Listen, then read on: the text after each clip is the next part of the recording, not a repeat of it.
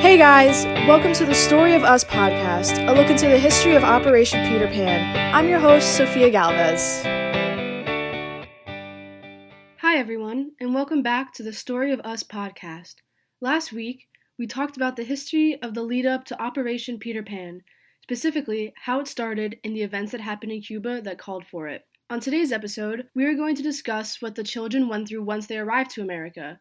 This week, we are also joined by Elsa Salvador, who is a participant in Operation Peter Pan, arriving to America at just 9 years old.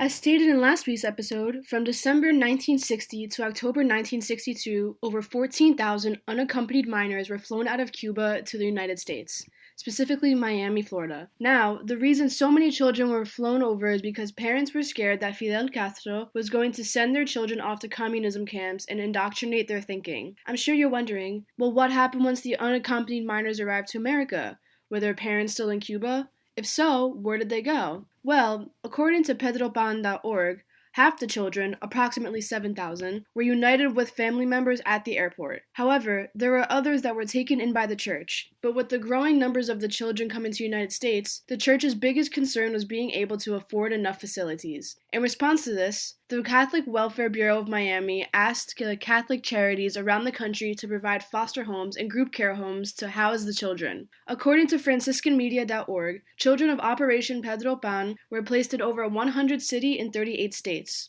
Now, it is important to note that although some of the children were in the care of foster parents, none of them were ever put up for adoption. The sole reason of this program was to keep parental rights secure. Now, Story of Us listeners, I would like to introduce our interviewee for the day. Please help me welcome Elsa Salvador.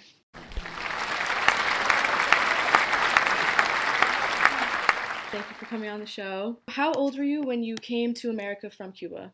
I was 9 years old. I had just turned 9. And how did you feel once you arrived? I felt a little scared, a little confused, but my mom had always told me that I could never leave my sister. So I also felt like her guardian, and I felt like at that age, I felt like her mom because she was only 5. Was it difficult to assimilate to the American lifestyle? Absolutely not.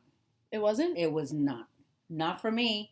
I loved it, and I learned to speak English, and in 6 months, less than 6 months, my sister and I were speaking English. And did you live with a foster family? Yes, I did. With Kitty and Edward Casperson, and they had a daughter named Barbara.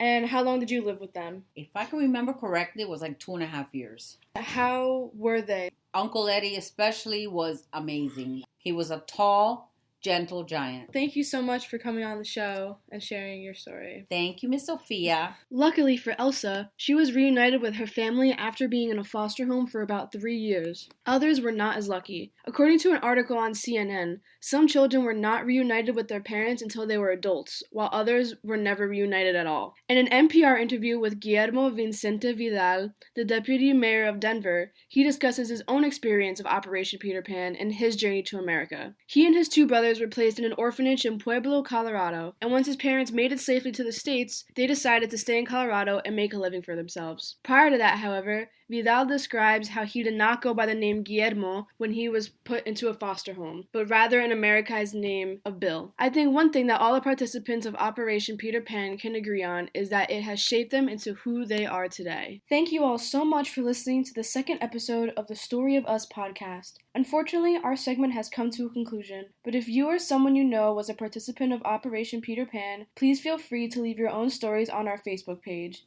Adios!